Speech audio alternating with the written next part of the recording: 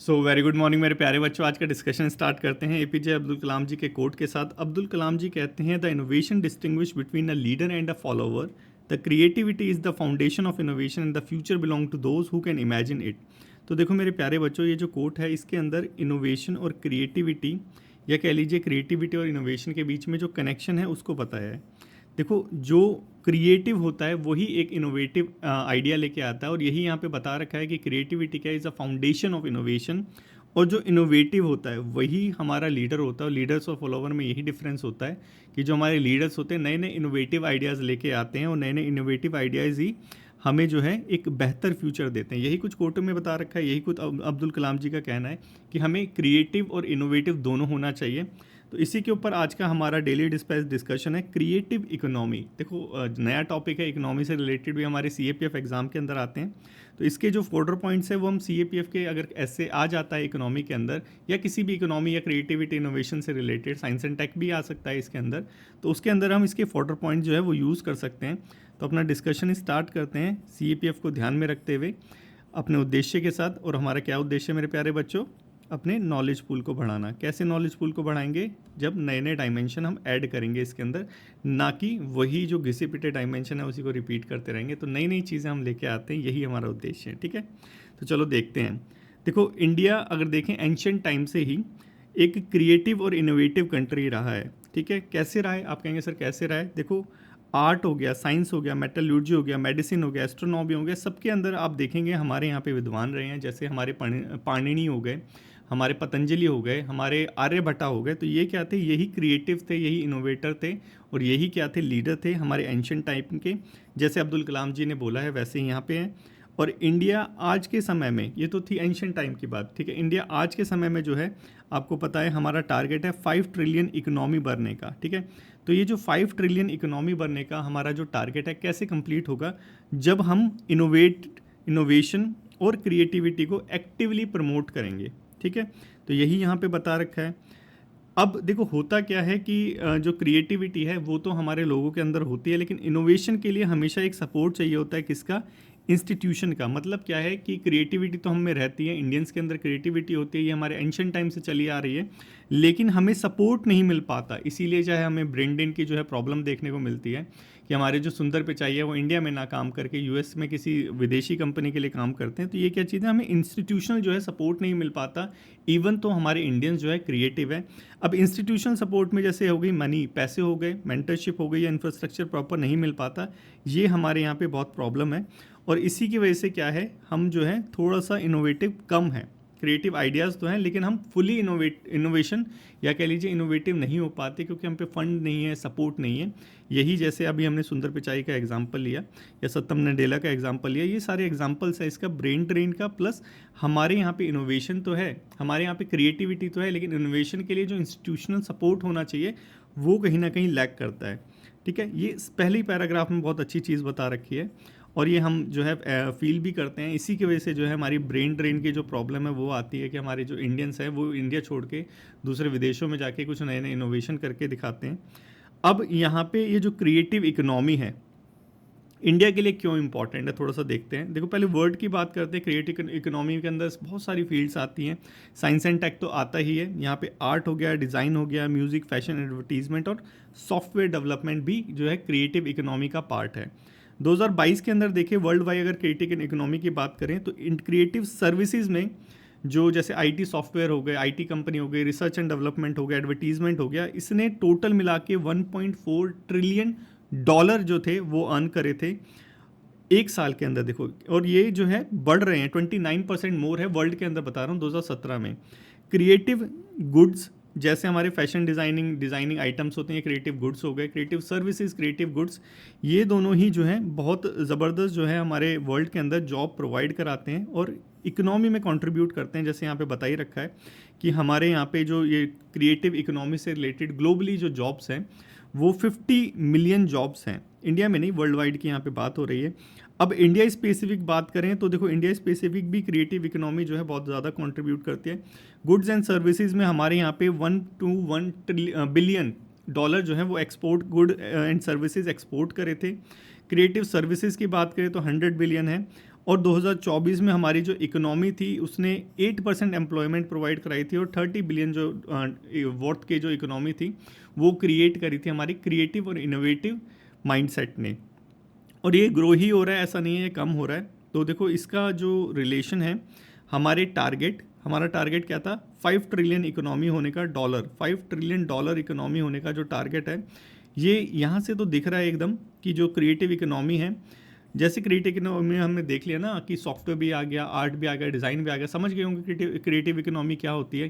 तो ये जो क्रिएटिव इकोनॉमी है ये हमारे यहाँ पे अनएम्प्लॉयमेंट की प्रॉब्लम भी दूर कर सकती है, प्लस हमारा जो ये टारगेट है इसको भी अचीव कर सकती है, हमारे यहाँ से पॉवर्टी इलेवेशन भी कर सकती है। तो काफ़ी सारी चीज़ें हैं। इंडिया जो प्रॉब्लम फेस कर रहा है, ठीक है, इंडिया जो प्रॉब्लम फेस कर रहा है उसका सॉल्यूशन कहीं ना कहीं ये क्रिएटिव और इनोवेटिव इकोनॉमी हो सकती है। और हमने देख लिया कि प्रॉब्लम क्या है, प्रॉब्लम है हमारे यहाँ पे इंस्टीट्यूशनल सपोर्ट नहीं है। अब थोड़ा सा देख लेते हैं क्रिएटिव कितने टाइप के होते हैं, यहाँ पे ये भी बता रखा है। देखो क्रिएटिव होते हैं 4 टाइप के। एक तो होता है डेलिब्रेट इमोशनल क्रिएटिविटी। देखो डेलिब्रेट इमोशनल क्रिएटिविटी मतलब हम फीलिंग जनरेट करते हैं डेलिब्रेटली, ठीक है, वो एक क्रिएटिविटी का पार्ट होता है। कॉग्निटिव कि हम सोचते हैं, लॉजिकल सोचते हैं, कुछ कॉम्प्लिकेटेड जो है प्रॉब्लम को सॉल्व करते हैं, वो भी एक क्रिएटिविटी का पार्ट होता है। अगर ये डेलिब्रेटली करा जाए तो डेलिब्रेट में आ जाता है, अगर ये अचानक हो जाए, ठीक है, तो ये वो हो जाता है स्पॉन्टेनियस और इमोशनल वाला हो जाता है। और अगर वैसे ही अचानक एक कोई क्रिएटिव आइडिया आ गया तो वो कॉग्निटिव जो है हमारी क्रिएटिविटी हो जाती है, स्पॉन्टेनियस कॉग्निटिव वो हो जाती है, समझ गए होंगे। अब यहाँ पे ये भी 2 चीज़ से होती है। देखो एक तो ऐसा होता है, देखो आपने देखा होगा कभी कभी जो एक हैरी पॉटर वाली जो राइटर थी, उन्होंने अपनी बुक में लिखा था कि उनको एक आइडिया कैसे आया था। वो अर्ली मॉर्निंग उठ जाती थी, अर्ली मॉर्निंग उठ के जो है वॉक करती थी या फिर अपनी विंडो पे जाके जो खड़ी होती थी, उनको अचानक से कुछ आइडिया आता था। तो ये क्या चीज़ है, एंडोजीनस क्रिएटिविटी, मतलब अंदर से कुछ आता है आइडिया। लेट्स से कि जैसे आपका कोई बैच चल रहा है और उस बैच में कोई अलग से जो है मैं एक कुछ चीज़ लेके आ जाऊँ जो मेरे को अंदर से फील हो कि ये चीज़ आपके लिए अच्छी है। तो यही क्या चीज़ है, ये एंडोजीनस आइडिया। और एक्सोजीनस होता है कि बाहर के जो क्राइसिस आ रहे हैं, कुछ प्रॉब्लम आ रही है, उससे जो है मोटिवेट होके जो है मैं सॉल्यूशन निकालूं, वो है एक्सोजीनस क्रिएटिविटी। तो ये क्रिएटिविटी के थोड़े से टाइप थे, एक जो है डेलिब्रेट हो गई, स्पॉन्टेनियस हो गई, एक्सो हो गई, एंडो हो गई, ठीक है। और ये बहुत ज़्यादा इंपॉर्टेंट होती है अगर लोकल लेवल के हमें सॉल्यूशन देखने हैं तो, क्योंकि ग्रास रूट लेवल पे भी इनोवेशन होता है और ग्रास रूट लेवल की प्रॉब्लम को सॉल्व करने के लिए ग्रास रूट इनोवेशन ही ज़रूरी होते हैं। और इसका एग्जांपल भी यहाँ पे दे रखा है। देखो इंडोनेशिया के अंदर जो वहाँ के स्टूडेंट्स थे, देखो क्रिएटिविटी का कुछ ऐसा नहीं है कि ब्यूरोक्रेट्स के अंदर ही आएगा, स्टूडेंट्स के अंदर, एक लोकल एक फिशरमैन के अंदर भी क्रिएटिविटी आ सकती है।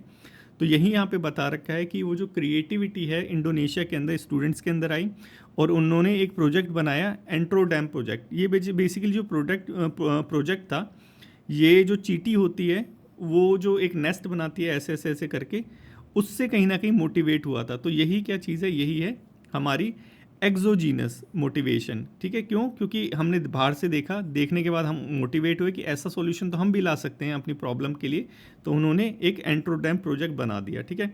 तो ये क्या चीज़ है, क्रिएटिविटी का एग्जाम्पल है, लोकल लेवल, टेलर मेड जो होता है इनोवेशन।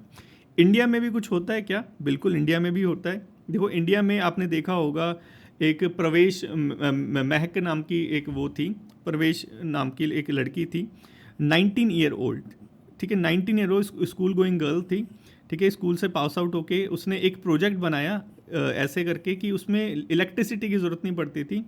और मोटिवेट कहाँ से होती है, ये परवेज़ महक ये मोटिवेट हुई थी कि उनके फार्म के अंदर जो था, हमारे यहाँ पे एग्रीकल्चर वेस्टेज बहुत होता है, ठीक है, आपको पता ही होगा एग्रीकल्चर वेस्टेज बहुत होता है। और जो एग्रीकल्चर वेस्टेज होता है उसका रीज़न ये है कि हमारे यहाँ पे जो है फैसिलिटी नहीं है स्टोरेज की, और स्टोरेज की फैसिलिटी है तो वो महंगी है।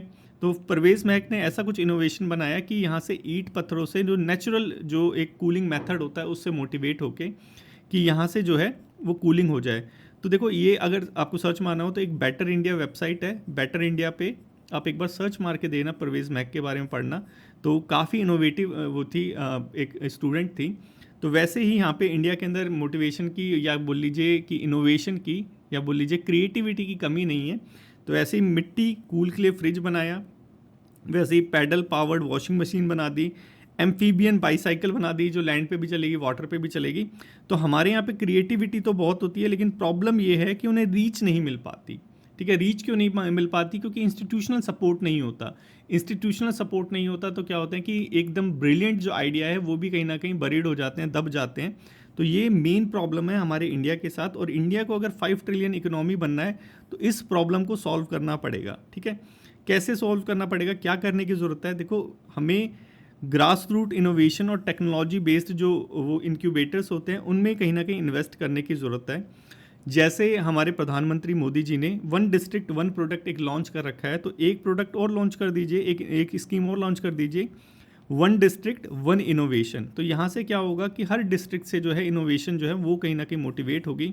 साइंस एंड टेक के क्षेत्र में हमारे जो स्टूडेंट्स हैं वो आगे बढ़ेंगे और हमारा देश आगे बढ़ेगा, इकोनॉमी आगे बढ़ेगी। आईपीआर इंटेलेक्चुअल प्रॉपर्टी राइट होता है, इसको कहीं ना कहीं स्ट्रॉन्ग करने की ज़रूरत है, क्योंकि ये जो लोग होते हैं, स्पेशली जो फॉरेनर्स होते हैं, ये हमारे आइडियाज़ चुरा लेते हैं। और अभी कल परसों के न्यूज़ में आपने देखा होगा कि एक हमारी ही इंडियन थी, एक फैशन डिज़ाइनर थी, जिन्होंने अपना डिज़ाइन करके जो है इंस्टाग्राम पेज पे डालती थी। ठीक है, उनका 100% तो नहीं, लेकिन 99% जो उनका एक डिज़ाइन था वो एक बहुत बड़ी कंपनी ने जो है एज इट इज़ कॉपी कर लिया था। तो यही चीज़ है यहाँ पे कि हमें इंटेलेक्चुअल प्रॉपर्टी राइट जो है वो स्ट्रेंथन करने की ज़रूरत है। ये द हिंदू के अंदर आया था, आपने देखा भी होगा।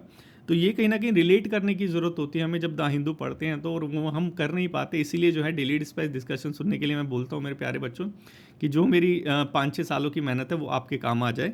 ठीक है, तो यहाँ पे और बता रखा है इंडिया गॉट, हमने कितना जो है क्लाइमेट फाइनेंस में जो है वो इन्वेस्ट कर रखा है। और देखो, ये जो चीज़ है, ये जो इनोवेशन जो चीज़ है, ये क्लाइमेट चेंज के लिए भी बहुत इफेक्टिव हो सकती है, क्योंकि ग्रास रूट, क्योंकि क्लाइमेट चेंज क्यों हमारे मोदी जी ने जो है लाइफ जो है वो दिया था ग्लासगो के अंदर, कॉप के अंदर दिया था एक लाइफस्टाइल फॉर द एनवायरनमेंट। क्योंकि अगर हमें एनवायरनमेंट को चेंज करना है, अगर एनवायरनमेंट को प्रोटेक्ट करना है, क्लाइमेट चेंज को रोकना है, तो कैसे रोकेंगे? जब ग्रास रूट लेवल पे जो लोग हैं अपनी हैबिट को जो है वो सुधारेंगे, जो रिसाइकलिंग वाली जो हैबिट है वो होती है वो कहीं ना कहीं अडॉप्ट करेंगे। तो इसीलिए ये जो लोकल लेवल के जो सॉल्यूशन है वो बहुत इंपॉर्टेंट होते हैं, इसी पे यहाँ पे जोर दे रखा है। और तो यही बता रखा है फाइनली कि अगर हमें गवर्नमेंट की फंडिंग मिले, सपोर्ट मिले, प्रोटेक्शन मिले, तो ये जो हमारे आइडियाज़ हैं ये आइडियाज़ नहीं रहेंगे, ये इनोवेशन में कन्वर्ट हो जाएंगे। और इनोवेशन क्या होगी कि हमारी इकोनॉमी को बूस्ट करेगी। तो यही सारा था मेरे प्यारे बच्चों, आई होप समझ आ गया होगा। बहुत ही अच्छा था एडिटोरियल, काफ़ी इंटरेस्टिंग था और काफ़ी सारी चीज़ें हमें जानने को मिली। तो अगर जान ली हो तो पेपर 2 का ये जो टॉपिक है इसको करने की कोशिश करो, क्योंकि सिर्फ सुनने से नहीं होगा, लिखने से होगा। लिखने से क्या होता है, हमारी जो है जो माइंड में अभी आपने देखा है वो रिकॉलिंग होती है, रिकॉलिंग मेन इंपॉर्टेंट होती है, राइटिंग स्किल भी इंपॉर्टेंट होती है, लेकिन रिकॉलिंग सबसे मेन है। जब तक समझ नहीं आएगा तो लिख नहीं पाओगे। समझ आ गया हो तो लिखने की कोशिश करना है इसको, 1 पेज पे लिखो चाहे 2 पेज पे लिखो, और अपना डिस्कशन जो ग्रुप है हमारा, जो मैंने आपके लिए बना रखा है, उसको उस पर कहीं ना कहीं भेजने की कोशिश करो, क्योंकि वहाँ पे भेजोगे तो और बच्चे भी आपसे मोटिवेट होंगे और वो भी लिखना चालू करेंगे, और वो भी आपका जो है एस्से जो है उसको इवैल्यूएट करेंगे। तो यही था। और कैसे पहुंचना है वहाँ तक, देखो डिस्क्रिप्शन में जाओ, 2 लिंक दे रखे हैं, दोनों ज्वाइन कर लो। एक टेलीग्राम का है जहाँ पे इसकी पीडीएफ मिल जाएगी, जो पीडीएफ में मैं समझा रहा हूँ आपको। दूसरा हमारा डिस्कशन ग्रुप का है, जिसके अंदर जो है आप अपने जो है ऐसे राइटिंग के जो पेज वो हैं, पीडीएफ्स हैं, वो शेयर कर सकते हैं, ताकि जो और बच्चे हैं वो भी कहीं ना कहीं आपसे मोटिवेट होकर लिखना चालू करें। चलो नेक्स्ट चलते हैं। आर्टिकल 355, देखो आर्टिकल 355 बना रखा है बेसिकली उसी लिए कि स्टेट्स को अगर एक्सटर्नल और इंटरनल थ्रेट हो जाता है तो हमारी जो सेंट्रल गवर्नमेंट है वहाँ पे पैरामिलिट्री फोर्सेस भेज सकती है, जैसे देखते हैं ये भेजती भी है। तो अभी वेस्ट बंगाल के अंदर थोड़ा सा इंस्टेबिलिटी चल रही है, तो किसी ने सुप्रीम कोर्ट के अंदर बोला कि जो है सुप्रीम कोर्ट को आदेश देना चाहिए हमारी सेंट्रल गवर्नमेंट को कि जो 355 जो आर्टिकल है जिसके अंदर स्टेट को प्रोटेक्ट कर, यूनियन जो है स्टेट को प्रोटेक्ट करती है, तो हमारे जजेस ने यही बोला कि ये तो सेंटर का मामला है, एग्जीक्यूटिव और लेजिस्लेटर के बीच में मैं कैसे इंटरफेयर कर सकता हूँ। बिल्कुल सही चीज़ है, ये जुडिशियल इंकर्जन में आ जाएगा अगर ये हो जाता है तो। ये हम ऑलरेडी डिस्कस कर चुके हैं, आज डिस्कस करेंगे हम आर्टिकल 55। शायद इससे पहले भी जो है MCQ आ रखे हैं आपके प्रीवियस ईयर के अंदर, नहीं आ रखे तो इस बार आने के प्रॉपर चांसेस हैं। आर्टिकल 55 जो है सॉरी, यूनियन गवर्नमेंट को कहीं ना कहीं एम्पावर करता है कि वो स्टेट को प्रोटेक्ट करें। किस कंडीशन में प्रोटेक्ट करें ये जानना इंपॉर्टेंट है। एक्सटर्नल अग्रेशन हो जाता है कि बाहर से कोई अटैक हो गया, लेट्स से बांग्लादेश ने जो है वेस्ट बंगाल पे अटैक कर दिया, तो आर्टिकल 55 के तहत हमारी जो यूनियन गवर्नमेंट है वो वहाँ पे फोर्सेस को भेज देगी। या फिर इंटरनल डिस्टर्बेंस हो, ठीक है, तो ये इंटरनल डिस्टर्बेंस जो है ये थोड़ा सा ब्रॉड वो है, कौन से पार्ट में आता है, ये आता है हमारा पार्ट 18 के अंदर, 5, 6, 7, 8, ठीक है, पार्ट 18 के अंदर आता है, जो कि इमरजेंसी प्रोविज़न उसका टाइटल है। तो देखो इमरजेंसी प्रोविज़न के अंदर ये भी आता है आर्टिकल 355, ये भी याद रखना। इसके अंदर जो है प्रोटेक्ट, ड्यूटी टू प्रोटेक्ट होती है, जो कॉन्स्टिट्यूशन के अंदर एनश्राइन है, ये हमने ऑलरेडी देख लिया था। अब इसके अंदर कुछ रिस्ट्रिक्शन है या नहीं है, देखो बिल्कुल बिल्कुल रिस्ट्रिक्शन है। ऐसा नहीं है कि कुछ भी चीज़ हमारे कॉन्स्टिट्यूशन में प्रोवाइड करा रखी हो और वो रिस्ट्रिक्शन के बिना हो। यहाँ पे रिस्ट्रिक्शन है कि सिर्फ वह तभी डायरेक्शन दे सकते हैं जब फेलियर हो चुका हो स्टेट मशीनरी का, मतलब जो स्टेट है बिल्कुल पस्ता हो चुकी है, जैसे हमारा मणिपुर हो गया था, ठीक है, उस कंडीशन में जो है हमारी जो सेंट्रल गवर्नमेंट है वो डायरेक्शन देगी, और वहाँ पे जा भी रखी थी पैरामिलिट्री फोर्स और अभी भी है, ठीक है। तो अगर फेलियर हो चुका हो स्टेट मशीनरी का, जो स्टेट की गवर्नमेंट जो होती है उसकी पुलिस सिस्टम वगैरह जो होती है वो सारे फेल हो चुके हों मेजर्स लेने के लिए, तो हमारी जो सेंट्रल गवर्नमेंट है वो आएगी, ठीक है। या फिर डायरेक्शन अर्जेंट नेचर की होनी चाहिए और एक पर्टिकुलर पीरियड से जो बियॉन्ड है वो एक्सटेंड नहीं होनी चाहिए, क्योंकि हमारे यहाँ पे एक और चीज़ है हमारे कॉन्स्टिट्यूशन में दे रखी है, क्या, फेडरलिज्म, ठीक है, तो उसको भी प्रोटेक्ट करना है, स्टेट को भी प्रोटेक्ट करना है, और इसका मिसयूज़ ना हो इसलिए बता रखा है कि अर्जेंट नेचर का होना चाहिए, स्टेट मशीनरी फेल हो जाए तब इसको अप्लाई करना चाहिए। और इस केस में यहाँ पे एक चीज़ और ऑप्शन दे रखा है कि जो स्टेट गवर्नमेंट है उसके पास इतनी अपॉर्चुनिटी होनी चाहिए कि वो भी अपना जो व्यू है वो सबमिट करे ये सारी डायरेक्शन देने से पहले आर्टिकल 355 के अंदर। और यहाँ पे एक चीज़ और बता रहे हैं कि जो यूनियन गवर्नमेंट है वो इंटरनल अफेयर के अंदर जो है इंटरफेयर नहीं कर सकती, इंटरवेन नहीं कर सकती जब तक कि फुल जो है स्टेट मशीनरी जो है फेल ना हो जाए। तो फेडरलिज्म को प्रोटेक्ट करने के लिए भी आर्टिकल 355 के अंदर प्रोविज़न प्रोवाइड करा रखे हैं, इतना थोड़ा सा समझ लेना, ठीक है। रिस्ट्रिक्शन है, बिल्कुल रिस्ट्रिक्शन है इसके अंदर। देखो ड्यूरेशन जो इसकी कितनी होनी चाहिए ये स्पेसिफाइड ही नहीं करा है हमारे कॉन्स्टिट्यूशन के अंदर, तो ये एक जो है मेजर चीज़ है जो आपको याद रखनी चाहिए, क्योंकि कभी कभी जो है ड्यूरेशन वगैरह पूछ लेता है हमारे एमसीक्यू के अंदर कि कितनी ड्यूरेशन है, तो वही स्पेसिफाइड नहीं करी गई।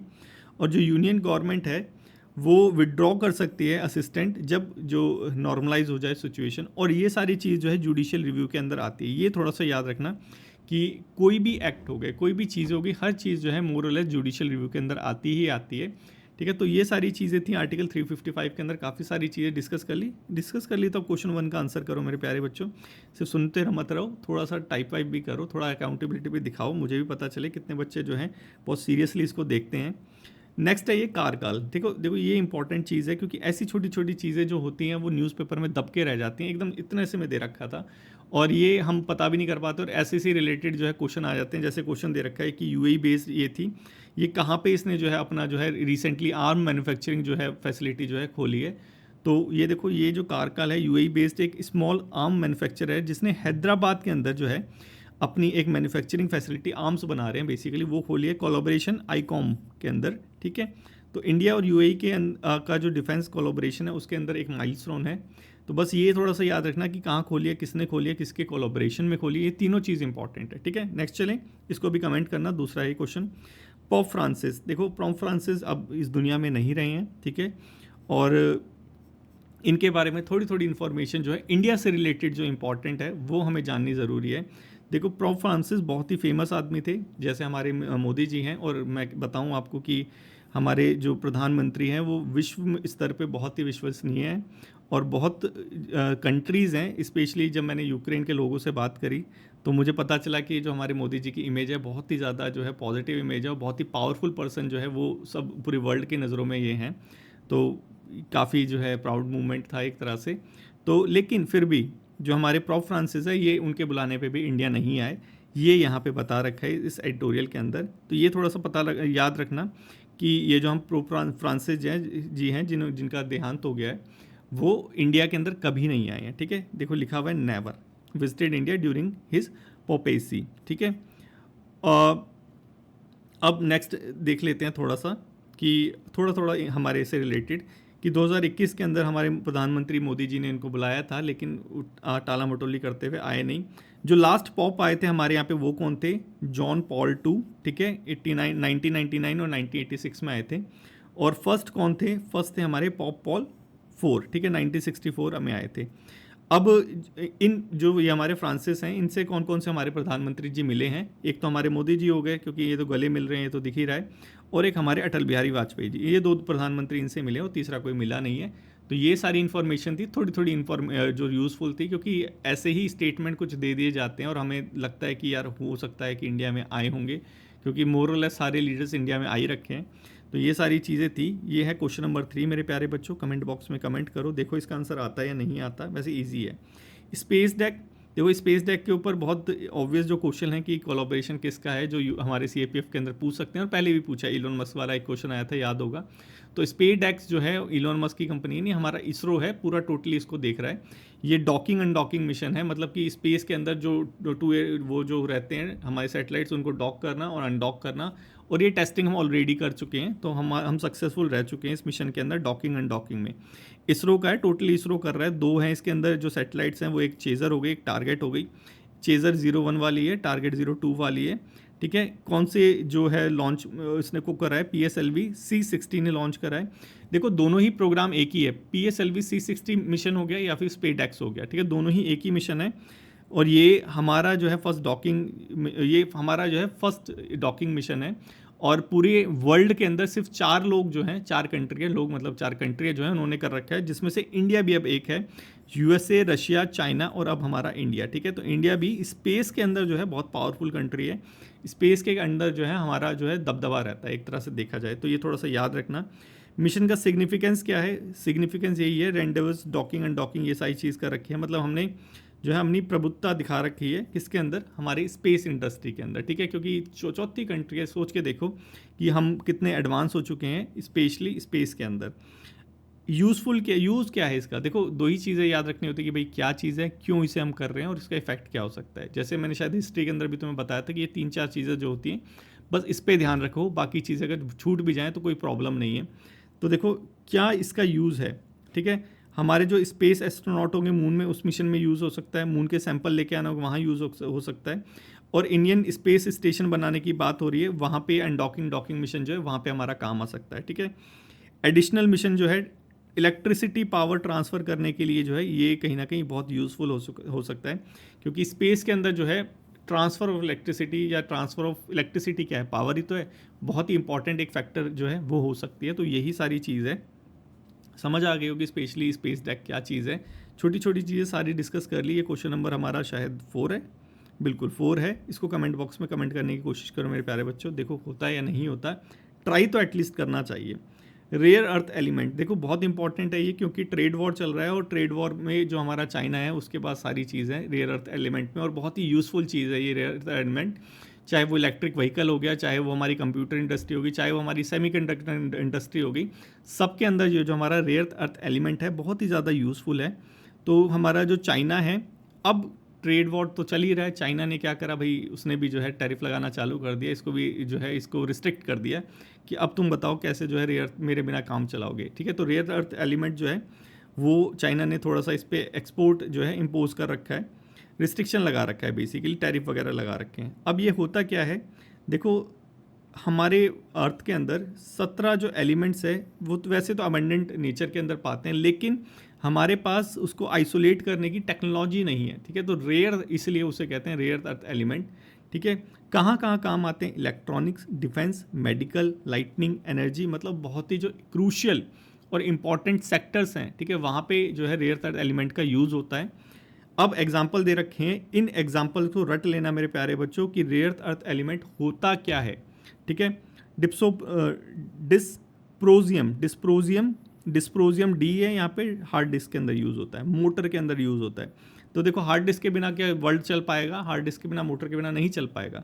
न्यूक्लियर शील्ड के अंदर गैडोलियन यूज़ होता है, ठीक है। मेडिकल इक्विपमेंट के अंदर यूज़ होता है। लुटेटियम, पीटी स्कैनर, रिफाइनरीज के अंदर यूज़ होता है। सेमेरियम, पावरफुल मैग्नेट्स के अंदर यूज़ होता है। फाइटर एयरक्राफ्ट के अंदर कौन सा यूज़ होता है? स्कैंडियम, ये थोड़ा सा याद रखना। फाइटर एयरक्राफ्ट के अंदर कौन सा रेयर अर्थ मटेरियल यूज़ होता है? स्कैंडियम, ठीक है। फिर टर्बियम, फिर येट्रियम, ये सारी चीज़ यूज़ होती है। कैंसर ट्रीटमेंट के अंदर येट्रियम यूज़ होता है। थोड़ा सा याद रखने की ज़रूरत है क्योंकि इंपॉर्टेंट चीज़ है, न्यूज़पेपर के अंदर आ रखी है।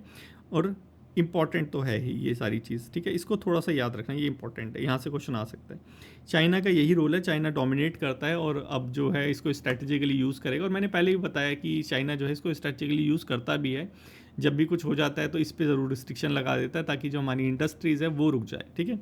इम्पैक्ट क्या पड़ेगा इंडिया के ऊपर? शॉर्ट टर्म इम्पैक्ट जो है बहुत मिनिमल है, क्योंकि हमारे यहाँ पे जो है, क्यों मिनिमल है? देखो मिनिमल इसलिए है क्योंकि हमारे यहाँ पे एडवांस मैन्युफैक्चरिंग हो गई, या फिर हैवी जो RE रिफाइनरी कैपेसिटी हो गई, ये थोड़ी सी कम है हमारे यहाँ पे। क्यों कम? इसलिए है क्योंकि हमारे यहाँ पे एनवायरमेंटल कंसर्न ज़्यादा है। बुलेट ट्रेन चलती है तो एनवायरमेंटलिस्ट आ जाते हैं कि भाई यहाँ पे पेड़ कट रहे हैं। देखो हर एक कंट्री जो है अपने आप को एडवांस कर रही है, और हमने एडवांस नहीं करा तो कहीं ना कहीं जो है बहुत देर हो जाएगी। और एक चीज़ याद रखनी पड़ेगी, हमें जो है ऐसा नहीं है कि एनवायरनमेंट को ही खतरे पे डाल के या जो है हमें एडवांसमेंट करनी है, हमें एक सस्टेनेबल एडवांसमेंट करनी है, और यही सस्टेनेबल डेवलपमेंट गोल है, और जो हम टारगेट जो है अचीव भी कर रहे हैं धीरे धीरे। इंडिया के पास 6% जो है ग्लोबल जो है ये जो रेयर अर्थ एलिमेंट जो है RE रेयर अर्थ एलिमेंट है, ये है हमारे पास। और यहाँ पे मेनली तो मोनाजाइट जो केरला की में मिट्टी रहती है, जिसके अंदर हमारा ये जो रेयर अर्थ एलिमेंट भी आता है, इसको इंडियन रेयर अर्थ लिमिटेड जो है एक्सट्रैक्ट करती है। ये है मतलब इंडिया के पास जो है कमी नहीं है, 6% है ग्लोबल डिपॉजिट का, बस हमारे यहाँ पे टेक्नोलॉजी नहीं है, यही मेन इशू है। ये है क्वेश्चन नंबर शायद 5वां। मेरे प्यारे बच्चों कमेंट बॉक्स में कमेंट करो, देखो आता है या नहीं आता, एक बार ट्राई करो, ठीक है।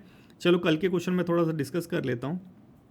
क्राउड बर्स्ट, ठीक है, क्राउड बर्स्ट बादल फटने को बोलते हैं, याद होगा जब मैंने बताया था कि वो 20 से 30 का था या फिर 100 mm, ये सारी चीज़ें थी। तो देख लेते हैं करेक्ट कौन सा है, ठीक है। Cloud burst occur over large area exceeding, large area तो नहीं था क्योंकि हमने देखा था माउंटेन पे जाता है, इतने कांस्टेंट छोटे से एरिया के ऊपर जो है ज़्यादा बारिश होती है इसलिए होता है, तो ये गलत हो गया, ठीक है। ऐसे ही तो पकड़ना होता है कि लार्ज एरिया कहाँ से, भाई लार्ज एरिया में थोड़ा ना ये क्लाउड बर्स्ट होता है, पूरे स्टेट में थोड़ा ना होता है। According to IMD a cloud burst defined by 100 mm of rainfall over a day in 50 square kilometre, देखो 50 तो नहीं था, 20-30 था, गलत है ये भी। Orographic lift and convergence of air margin are mechanism contribute to cloud burst, बिल्कुल सही। ऑरोग्राफिक लिफ्ट हमने बताया था, बादल जाता है ऊपर जाता है, कांस्टेंट हो जाता है, छोटे से एरिया में ज़्यादा बारिश कर देता है, जल्दी ठंडा हो जाता है और फिर एकदम से धड़ाधड़ बारिश करता है, ठीक है। तो यही यहाँ पे बता रखा है ऑरोग्राफिक लिफ्ट, ऑरोग्राफिक मतलब पहाड़ की वजह से जो है ऊपर जा रहा है बादल, ठीक है। उसके बाद जो एयर मासेज है वो कन्वर्ज हो गए, उसके बाद जो है फिर क्लाउड बर्स्ट हो गया, ठीक है। ये और ये तो जो था हमारा, हमने देखा था शायद 2000 कुछ metre above the sea level था तब था, ठीक है। तो ये झूठ बोल रहा है, सी आंसर है, ऐसे ही तो पकड़ना होता है मेरे प्यारे बच्चों। नेक्स्ट चलें, क्रॉप। क्रॉप हमारा था इसरो का मॉनिटरिंग सिस्टम था, ठीक है, थोड़ा सा देख लेते हैं। कॉम्प्रहेंसिव रिमोट सेंसिंग था उसके अंदर, सी आंसर है, बहुत अच्छे। ऐसे ही पकड़ना होता है, देखो एक कीवर्ड को पकड़ लो, बाकी तो अपने आप में जो है हम पकड़ लेंगे ही उसे, ठीक है। तो क्रॉप में रिमोट सेंसिंग मेरे को वर्ड याद था, तो रिमोट सेंसिंग इसमें यहाँ पे दिखा, तो यही आंसर है इसका। Indian army recently launch a community radio, हमने देखा था वॉइस ऑफ किन्नौर लॉन्च करा था सद्भावना के अंदर, ठीक है, मिशन ऑपरेशन सद्भावना के अंदर लॉन्च करा था। तो ईजी था वैसे तो देखा जाए तो, पहले वाला ही थोड़ा सा टफ सा लग रहा था, लेकिन वो भी मोरलेस ईजी था क्योंकि हमने कल समझ ही लिया था, ठीक है। तो रिवाइज हो जाता है काइंड ऑफ। तो यही था मेरे प्यारे बच्चों आज की डिस्कशन के अंदर। अगर अच्छा लगा हो तो लाइक शेयर और कमेंट करना मत भूलना। Thank you so much for today's discussion. कल फिर मिलते हैं।